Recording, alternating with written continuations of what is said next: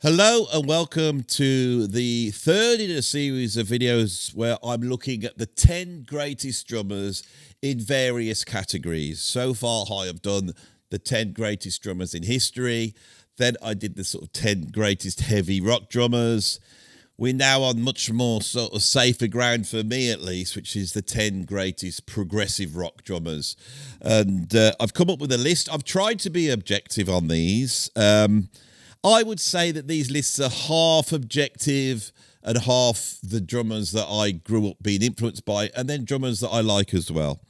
And these videos are designed for non-drummers and drummers alike, and I'm going to try and outline certain technical things that I think these drummers brought to the music. And hopefully, if you stick with it, even though you might not be a musician or, you know, even a drummer, if you can put those two things in the same category, you might find that you'll get a little bit, at least a little idea of technically what these guys are doing, because some of it is quite incredible, especially when we get to the realm of progressive rock, which of course is a style of music which is all about playing difficult stuff, isn't it? So there's going to be some difficult drumming here.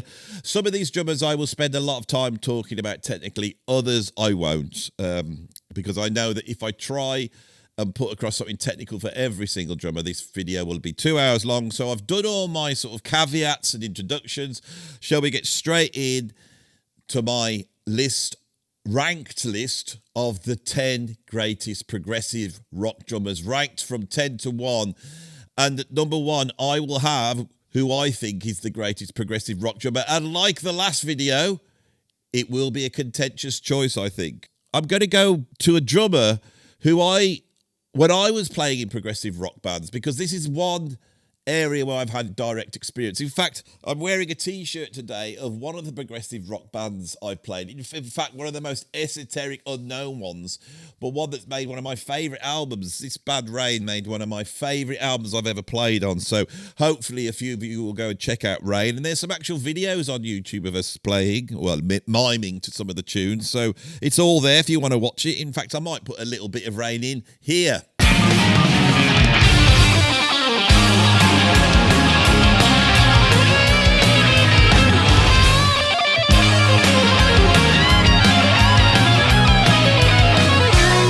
See, that was cool, wasn't it? Right, and so when I was playing in the progressive rock bands, a drummer that I kept going back to as a reference of how to play stuff was Terry Bozzio. Now, Terry Bozzio's prog credentials would be the fact that he played for Frank Zappa, the fact that he played the Black Plague, which became known as the sort of insane drum pattern or whatever you want, drum part. It's gone down in history as being the most difficult drum part of all time. It's not. And I will drop a little video now of me playing a little bit of that.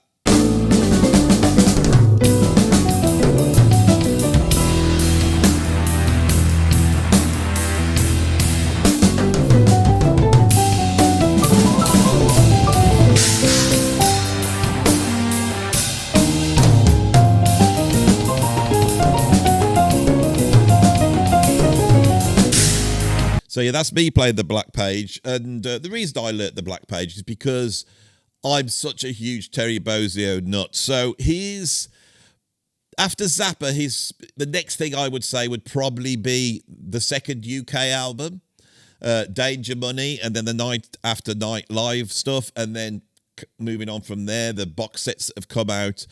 And his drumming on that second UK album was very influential on me. Now, I have taken a lot from Terry Bozzio technically, like a lot, and I don't even know where to start. I'm using these two cymbals here. They're stack cymbals to give you a much sort of crunchier, shorter decay, a more industrial sound. Now, the drummer that I first heard do that really was Bill Bruford on the King Crimson album Red. More of that in a bit. But I really got that sound from Terry Bozzio. And Terry would play complexity in this way. He would work out from the snare drum he would have two bass drums, and when his right hand moved out to that cymbal, he would hit it with his right bass drum, and then moving to this cymbal, he would hit it with his left hand, right? And in doing this, you could create using singles. Now, singles are the simplest sort of pattern on the drums. It's right, left, right, left. You can utilize singles to create odd time signatures. So I'm going to show you now how you can create a cluster of 5 notes utilizing the sort of Terry Bozzio moving out to the cymbals.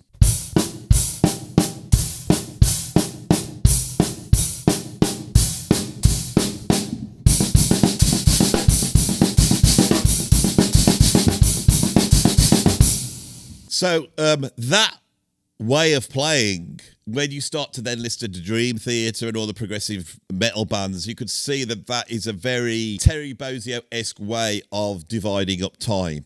Now, for a drummer, the big problem you have in progressive rock bands is the fact that they're playing in odd times. So a lot of this will be, this is how this guy plays odd times, and this is how this guy plays odd times. Another thing that Terry Bozzio did later on in the 1980s that influenced me a lot was the use of ostinatos. Now, an ostinato is any repeated pattern. So if you're playing jazz and doing this, that ding-ding-a-ling pattern is an ostinato.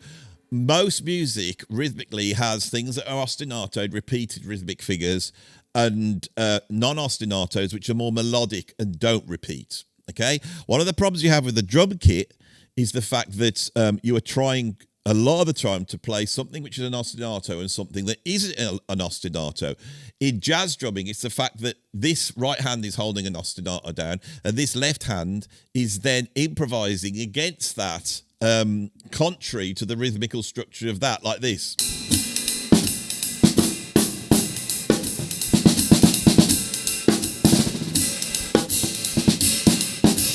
So this is a fundamental aspect of drumming. In the 1980s, Terry Bozzio took this and he started to create very complex ostinato patterns. So this is one of the ostinato patterns he would play. It's based upon the 3, and it's a row of 3, I would say, 16th notes, which are the fast notes in drumming, in music. And it cycles around with the hi-hat keeping a time on the first beat of every 3. A little bit like this. 1, 2, 3, 1, 2, 3, 1, 2, 3, 1, 2, 3.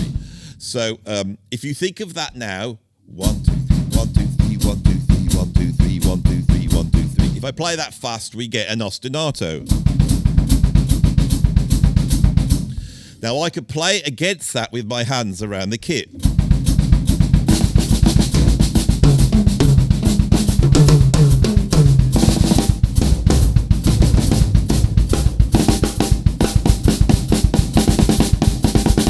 Right, so that skill took me a long time to do, and it directly came from Terry Bozzio. Now, when you start to get into this, you can now split your body in between times. So what I'm going to do is I'm going to play that ostinato in 3, and then I'm going to just put a straight rock beat down in 4 with my hands, and you will hear these two timings moving against each other, sort of going in and out of phase. So let's see if I can do that.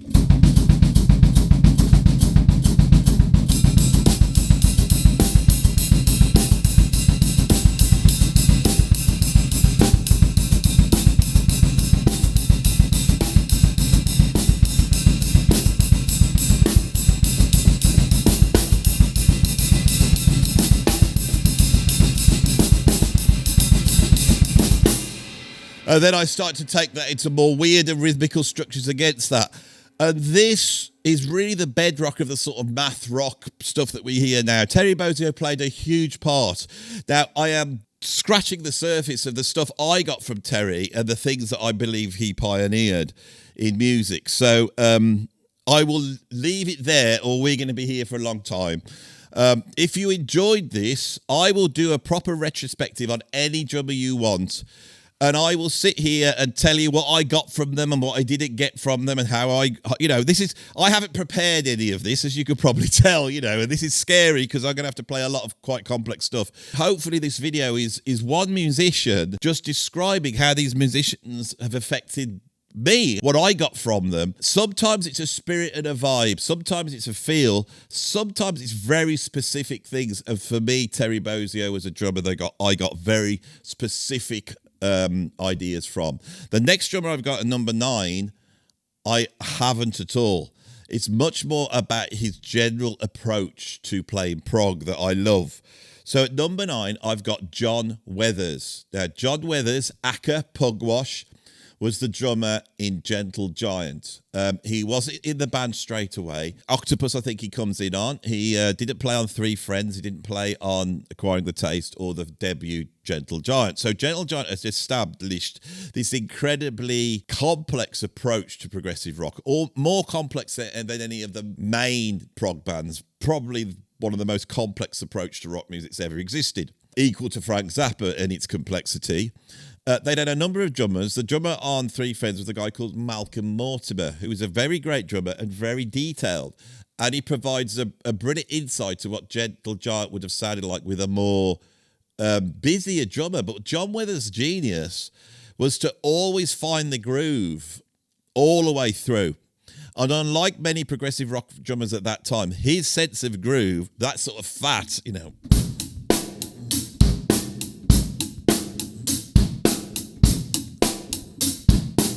he would find where that groove was. And then, if you read interviews with him, he would basically then just learn to count through the track. So he might be going like 1, 2, 3, 4, 1, 2, 3, 4, 1, 2, 3, 4, 5, 6, 7, 1, 2, 3, 4, 5, 6, 7, 1, 2, 3, 4, 1, 2, 3, 4, 1, 2, 3, 4, 5, 6, 7, 8, 9, 10, 11, 1, 2, 3. And that simplistic approach and the ability to not fall into the trap of being complex for complex sake. I'm going to have to ditch that one and call that up later.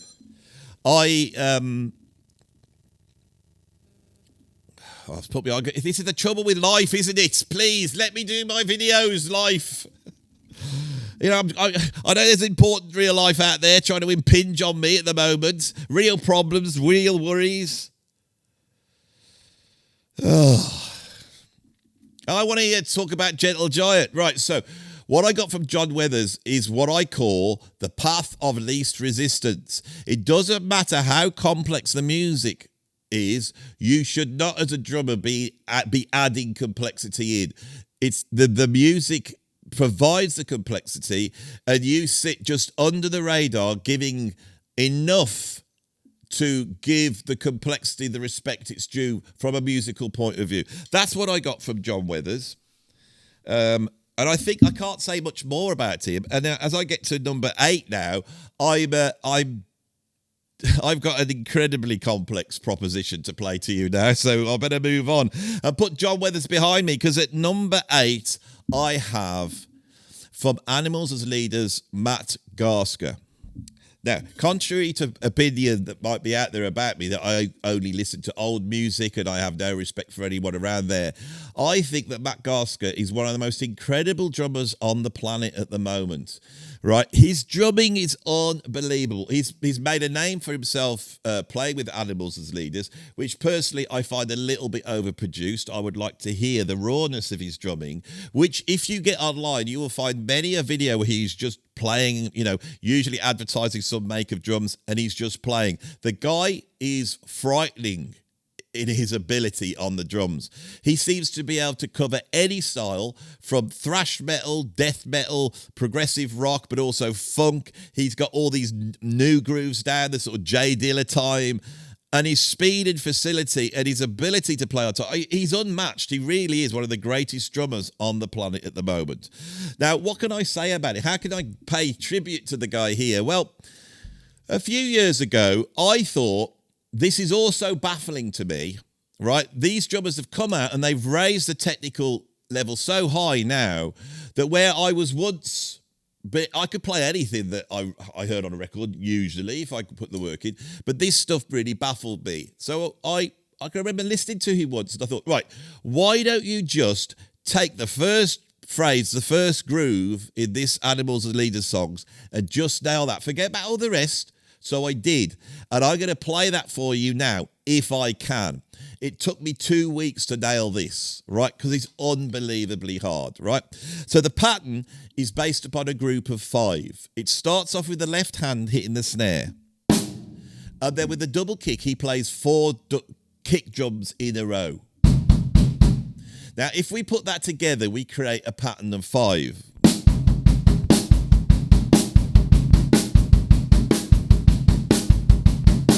Now, that is difficult on every single level. The double bass drum part is not starting on the 1. I'm starting with my left hand. The left hand's leading it. And I'm also, double bass drums themselves, just to play at any speed at all, are difficult. So he's playing this at a fair lick.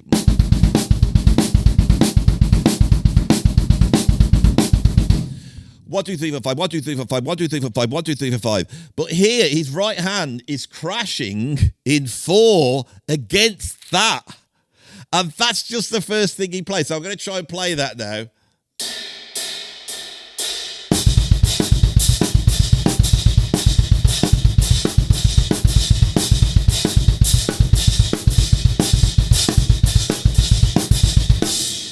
I have to try and relax into it to pull it off.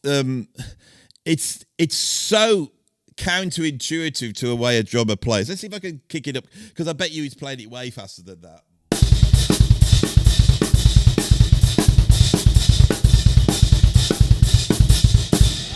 See, can't sustain it.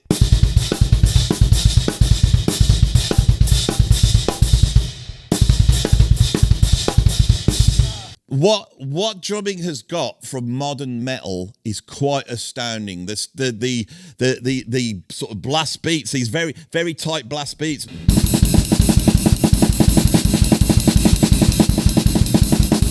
That type of thing. Come on, warm yourself up. That type of thing, the extremely fast sort of, that type of things, and then these sort of,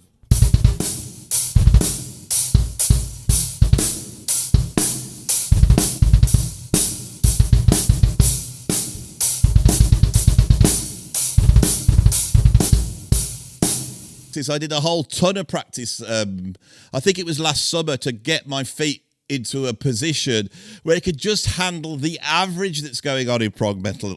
So this is the thing that these sort of drummers do. Now the prog metal god is the guy I've got at number 7, which is Mike Portnoy. Now I'm not going to play anything for Mike, because I have to be honest, as a drummer, he hasn't influenced me particularly.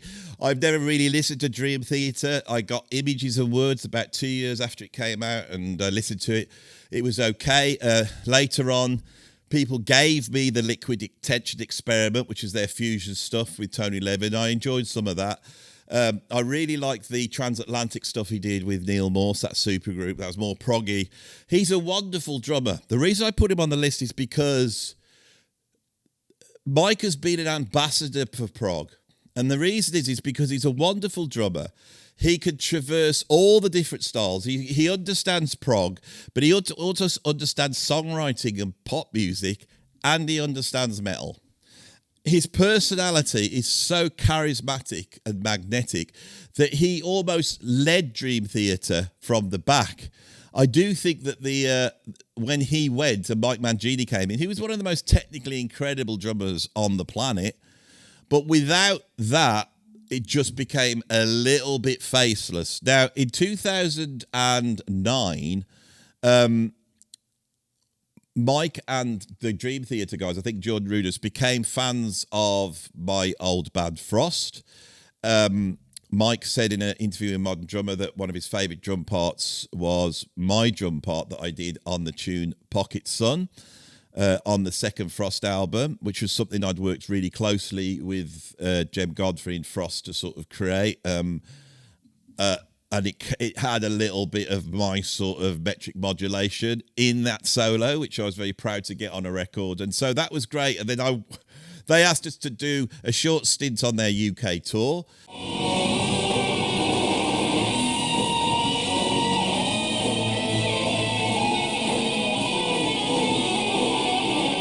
A lot of people came to the band Frost on that tour. Some of you may have seen me on that tour in 2009, playing a great big white double bass drum kit with just one tom up front, like old school. And sat watching them play every night. Dream Theater is one of the most incredibly talented musical bands in the world. I will never diss them. The reason I never listened to them is just it's age. It's age. I came up at another time. And so, working in the world of progressive rock, I know what Dream Theater has done. This is a big selling band that played big venues and has been out and out prog. And I champion them for what they've done. The comeback last year with Mike in the band seems to have gone okay. But are we seeing now that on the wane? I don't know. But I will give it to Mike. He's on my list. At number 6 on my list, I have Gavin Harrison. Now, you might think that Gavin wouldn't have influenced me because of my age, but that's not the case. Gavin Harrison is most known for playing in Porcupine Tree and in King Crimson, the final incarnation of King Crimson, in fact. But before that, Gavin did all sorts of session work. He'd actually drummed back in the 1980s or early 90s with the pop starlet Lisa Stanfield. He'd also had stints with Iggy Pop. Now, I know all this about his career because around that time, he was writing a column in Rhythm magazine called Rhythmical Illusions. And I ate this up. I was obsessed with what he was doing. It went beyond time signatures. And he opened up areas for me. So when I mentioned metric modulation, the stuff I'm doing on Pocket Sun on the second Frost album, Experiments with Mass Appeal, if you want to hear that solo, you will hear there's a little bar in there, which is a bit strange. I got this in part from Gavin. Now, I'm going to explain to you how he utilizes these illusions on a famous Porcupine Tree track called Sound of Muzak. Right, now, Sound of Muzak is in 7. And so the count would be this. 1, 2, 3, 4, 5, 6, 7. 1, 2, 3, 4, 5, 6, 7. 1, 2, 4, 5, 6, 7. 1, 2, 3, 4, 5, 6, 7. But what Gavin does is, even though that's the timing of the track, he takes his count as being half of that. And so he sends a 7.5 speed through that, which means you get this. 1, 2, 3, 4, 5, 6, 7. 1, 2, 3, 4, 5, 6, 7. 1, 2, 3, 4, 5, 6, 7. 1, 2, 3, 4, 5, 6, 7. 1, 2, 4, 5, 6, 7. 1, 2, 3, 4, 5, 6, 7. Now, this is called overriding. Vinnie Colaiuta does it on 7 Days with Sting, Rush, Neil Peart did it on all sorts of tracks. So if I was to play a 7 with overriding, it would be like this. No, that's the Sound of Music beat, isn't it? 4, 5, 6. 1, 2, 3, 4, 5, 6, 7. 1, 2, 3, 4, 5, 6, 7. 1, 2. Now, what that does, it makes it have a pulse. Even though you got the odd time, the person now is getting the illusion that this is in an odd time, but I feel it could be in 4/4. That's the illusion. Now, the other way of creating odd time signatures is to play clusters. I played some clusters with Terry Bozzio. So we could play a cluster of 7, and it would be a cluster of 7 fast notes, 16th notes. So we could go 1, 2, 3, 4, 5, 6, 7, 1, 2, 3, 4, 5, 6, 7. We could divide that up into 2, 2, and 3. 1, 2, 3, 4, 5, 6, 7, 1, 2, 3, 4, 5, 6, 7, 1, 2, 3, 4, 5, 6, 7, 1, 2, 3, 4, 5, 6, 7.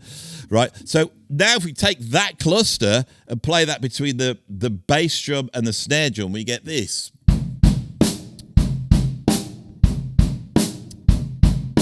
Now, if we then put the overriding quarter note, 4/4 feel against that, we basically have the Sound of Music groove.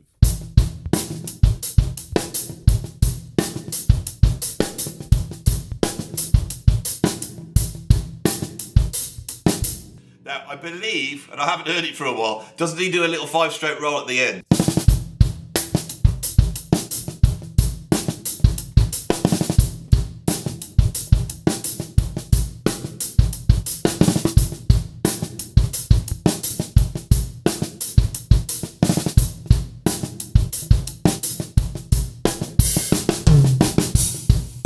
Let's move on to number 5 now. So at number 5, I have got Pierre Moerlen.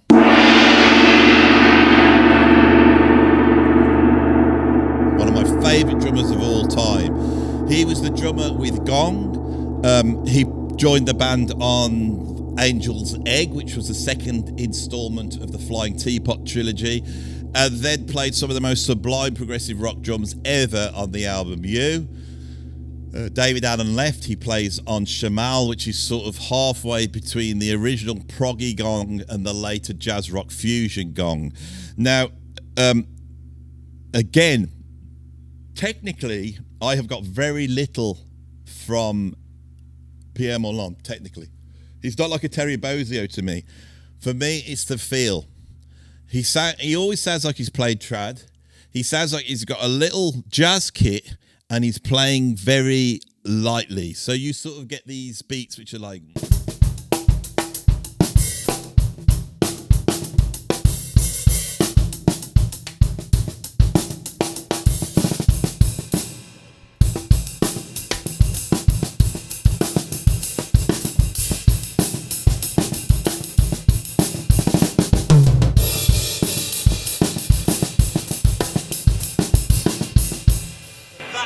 funky, tight, jazzy feel, which a lot of the European drummers had got. I think the Jackie Nipsey, whatever his name was, from Cannes has that, you know. A guy that nearly made this list, but a drummer that I've really not listened to that much, is the guy from Magma, Christian Vander. Here's a little thing that I did get from Pierre Moerlen on the drums, is the drum intro to the first track on the album You. And he comes in with this build-up where he plays, and it's very Tony Williams-esque, he plays a roll or a series of singles between his right hand and his right foot like this. He has the hi-hat backing that up.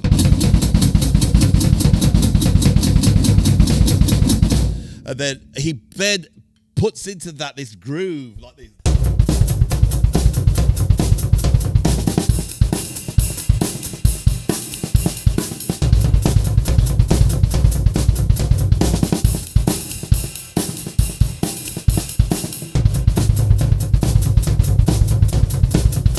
Number 4 on my list, I have Neil Peart. Now, Neil Peart for me was the door that opened into prog drumming. It was the door that opened into technical drumming. When I was 14 years old, I thought Neil Peart was the greatest drummer in the world, and I could not see how anybody could go anywhere near him technically. As you get older, you start to realise that's not the case. His ability to compose written drum parts within the progressive rock band that is Rush is jaw-dropping. This is what sounds like perfect drumming, but is just Neil particularly going through the tune like a classical composer, working out the greatest interesting part to go at that point. Now, I've got a lot from Neil technically. A lot of the stuff that I've been doing that Gavin does and Terry Bozzio does, it has its roots in some of the stuff that Neil Peart was doing. If you think of On Signals, there's a beat that's something like this.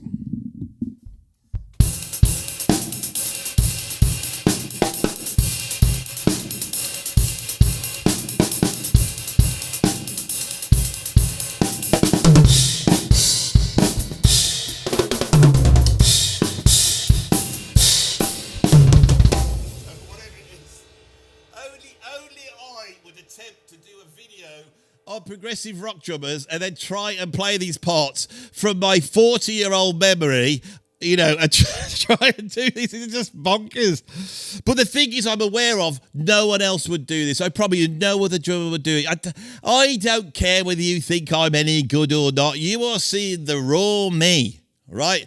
It's like going on a dating app and finding a lady or a gentleman, whatever you want to find, and go, well, they look okay, I'll give them a go. They seem like a nice person. But they've actually not shown themselves in the best light, and you turn up on the date, and when you get there, they're way better than what you thought. That is the way, that's what I'm trying to do here. So if anyone ever hires me, if I ever turn up to anything, which ain't going to happen anymore, because I've given up on bloody drumming anyway, I don't want to get pulled into going about Neil Peart, and I'm not going to do it. If you came here expecting me to now go on about Neil Peart, I can't even say his name right.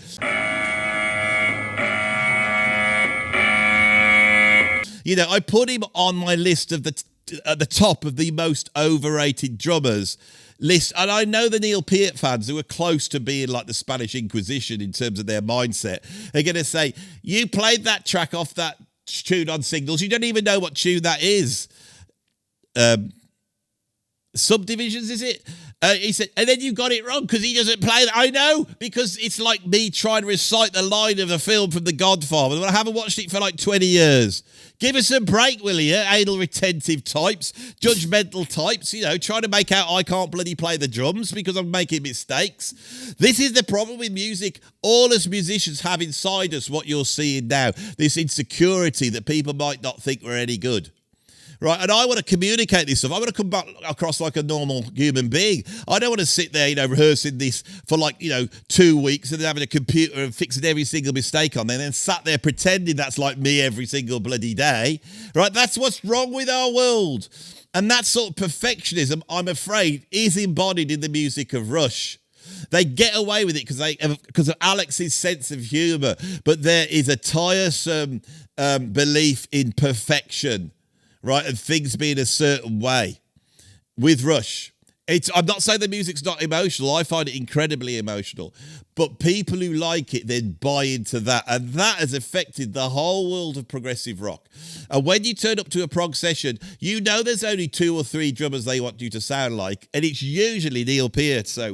Or Neil Peart. Peart. I never thought there'd be a rant in this. And I got bloody drum kit to rant with.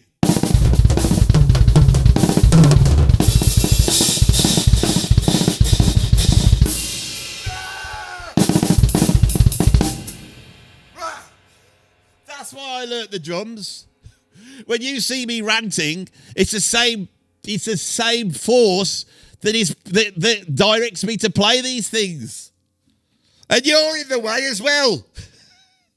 If I got number 3 on my list of progressive rock drummers, I've got the great Barriemore Barlow. Barriemore Barlow is probably technically the greatest of the progressive rock drummers. He played with Jethro Tull, replacing the incredible Clive Bunker, who could easily got onto this list, but Clive would not have got up as high as Barriemore Barlow, who I find confusing as a drummer. As a kid, there I was learning all these prog tracks. I'd learnt Close to the Edge, I'd learnt Rush, I'd learnt King Crimson. I could play them all. And then I'd put on the track Song for the Wood and I wouldn't have a clue what was going on. And a lot of it was the way Barriemore Barlow takes the complexity of Jethro Tull and then just adds into it another level. Now, this seems to contradict what I said earlier, but he does it in an incredibly musical way. His utilisation of the double bass drum within prog is absolutely groundbreaking. This is the guy. That's why I've got him in at number 3. He's the sort of drummers, I wish I could say I got this from him, but a lot of the stuff that blew me away, I couldn't do, right? And I did try, but I couldn't do what Barriemore Barlow did. And he doesn't sound as though he's come from jazz. He sounds like a rock drummer that is just blessed with incredible talent and is able to work within the realm of what would be back then the new form of rock drumming, your John Bonhams and your Ian Paces. This guy was above them all. When Led Zeppelin, after John died, they considered Barriemore Barlow, and I believe he may have played on one of Robert's albums, but the point is they considered him, and the reason is because John Bonham was looking at him, same as me, and go, what the hell's going on there? Now, I got contacted by somebody who's friends with Barriemore Barlow, and they've passed on to him the fact that I've been bigging him up. I am Barriemore, and I am sending to you, Mr. Barlow, all my love and respect. And I know, I play the drums. I've played them for over 40 years, and I know you are the man. Barriemore Barlow is the man. He's the man. right? He could easily be on the top of this list. In fact, maybe that's what I should have done, just to make the point. I don't think in the classic era of prog in the early 70s, there was anyone who could touch him. So why have I got these two guys above? So who have I got above? Well, it's going to be a toss-up, isn't it? It's going to be a toss-up between Phil Collins and Bill Bruford. Which one is it going to be? Phil Collins or Bill Bruford? Phil Collins or Bill Bruford? Well, at number 2, ladies and gentlemen, we have...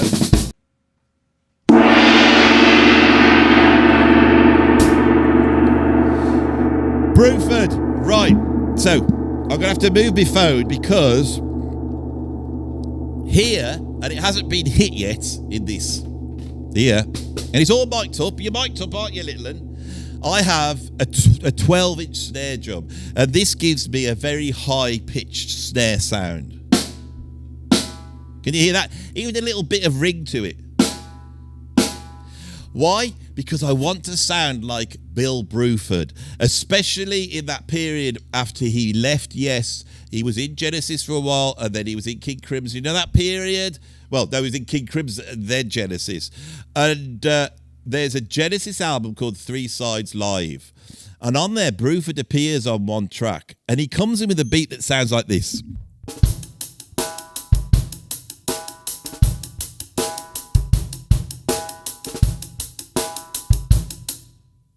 When I heard his drum sound, it was like I was sat there, oh, so you don't have to sound like John Bonham or Ian Pace and have that big, a drum kit that sounds like cannons. You could have another sound, Now, if you take his approach to odd time signatures, this is the drum beat for Easy Money.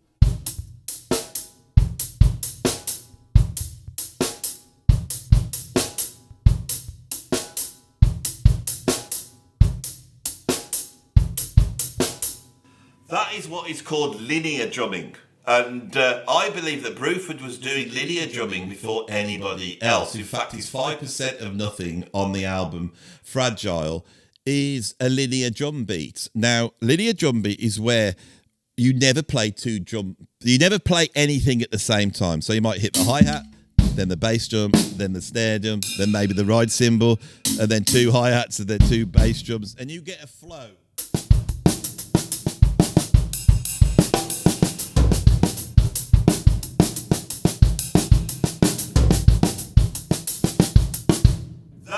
Linear drumming, and the breakthrough that Billy Cobham did with the Mavish structure and how he divided up time was picked up by the progressive rock drummers. And I'd say with Bruford, he was there even before breaking up odd times into linear patterns.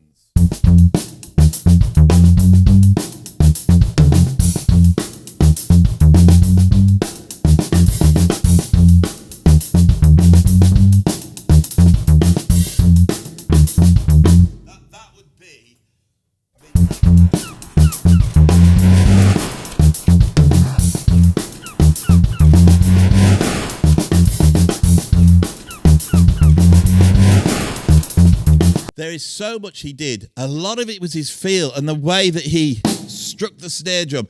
It was so groovy. Now I'm going to tell a story that I was told by the great Steve White. Now, Steve White was the drummer with the Style Council and Paul Weller.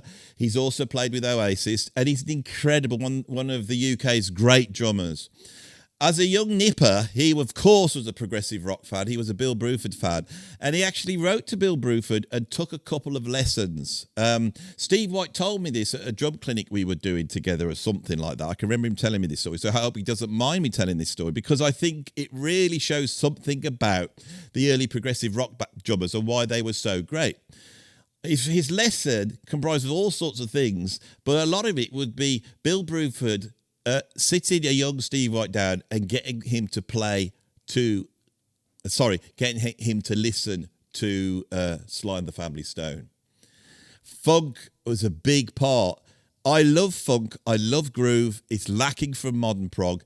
Bruford is a very funky jazz-influenced drummer.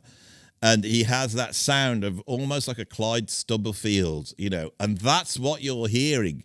He has become known as the great British progressive rock drummer, and he has been become known as actually being very English, right? And he is very English. Someone once described him as having the sound of a Savile Row suit. And I think that's the case. And it is very particular and precise. But at the same time, it's not stilted and lacking feel. In fact, it's dripping with the feel that we associate with Black American popular music. In this regard, Bill Bruford is undoubtedly, stylistically, the most individual of the progressive rock drummers. And that sound, almost like made, yes. And for all of our love of Alan White, and I felt bad that Alan White wasn't on this list, and I did consider him, but for all of Alan White's, 50-odd year career in Yes, us Yes fans still go back to those Bruford albums like the Holy Grail. Bruford played such an important part in Yes, in King Crimson, in UK, and in his solo album Bruford, that he's undeniably one of the greatest, but not as great as the guy that you have now worked out I have put at number 1. Phil Collins is underrated. He's almost got the same rep as, say, a Ringo Starr. And Ringo's a good drummer, but he ain't Phil Collins. Phil Collins is an incredible drummer, technically. One of the most gifted technical drummers of the progressive rock scene. He also grew up listening to soul and funk. He's also a big fan of Buddy Rich and jazz, and he comes from that background. His touch on the drums is magnificent. It's individual. He has pioneered the sound of the drums in the same way Bruford has, but he has created the gated reverb tom sound. He's come up with the most famous fill in rock history. And if you go back and listen to Brand X, right, or you go back and listen to some of the really complex stuff that he played on Wind and Ruthering, and then there were 3, Trick of a Tale. After Gabriel left, his drumming goes up another gear. For me, as an all-rounder, from a technical ability, for having an individual sound and a touch on the drums, for pioneering certain sounds, for playing on seminal progressive rock albums, Phil Collins is untouchable. The problem is that we have his huge pop career as one of the biggest and most unlikely pop stars of the 1980s. But even for me, I could go and put on his pop albums or the Genesis albums for the 1980s, and when he is playing drums, it's magnificent. Some of the more funky soul influence solo albums he did, which are very poppy, but then you listen to his drumming, it's unbelievable. Now, if you don't believe this, go and check out his drumming on the charity single, Do They Know It's Christmas? Which throughout he goes...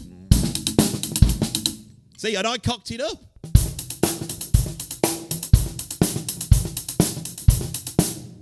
It's Christmas. Now I can play it, but it's killing me. Now he does a very Phil Collins-esque fill on that tune. One of the great drum fills, like iconic drum fills on there.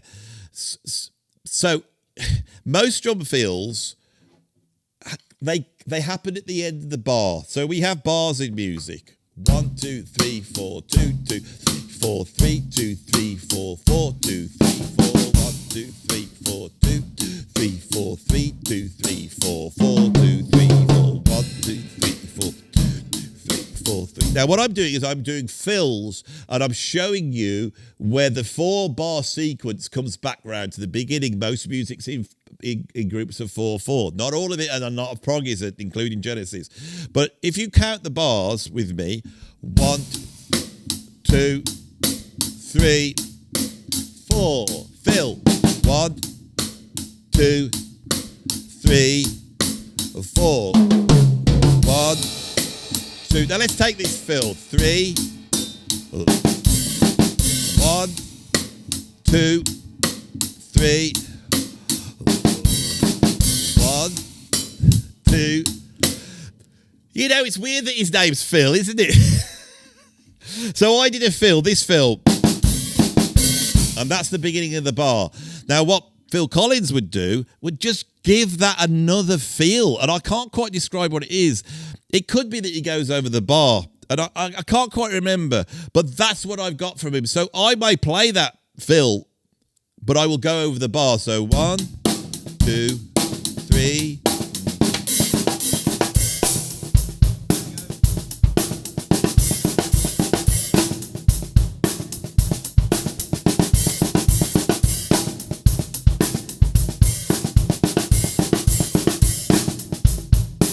That fill, which I've nicked from, I do that all the time. It's like a go-to fill. I got it from Phil Collins. You know, Phil Collins. I'm at the end of this video now. But that is very signature Phil Collins. And it's very signature John Bonham, of which he was a huge fan.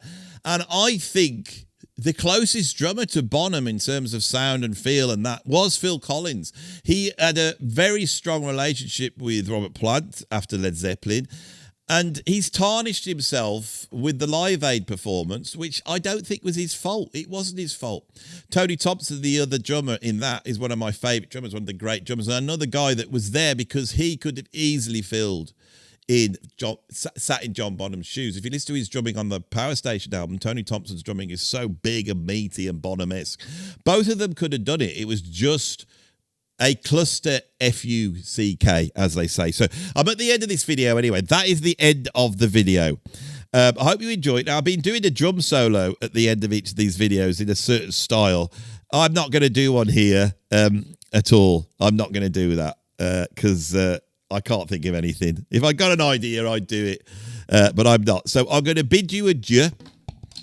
Please like and subscribe. If you enjoy these videos, let me know, and I will do more from behind the kit. Now, I've now got to sit and mix this, and I've got to somehow deal with this microphone, which is picking up my voice, but which is also picking up the kit, and I have to go through, cut it all through. I need a minion to come and do this, and I will do it in a very quick and haphazard way.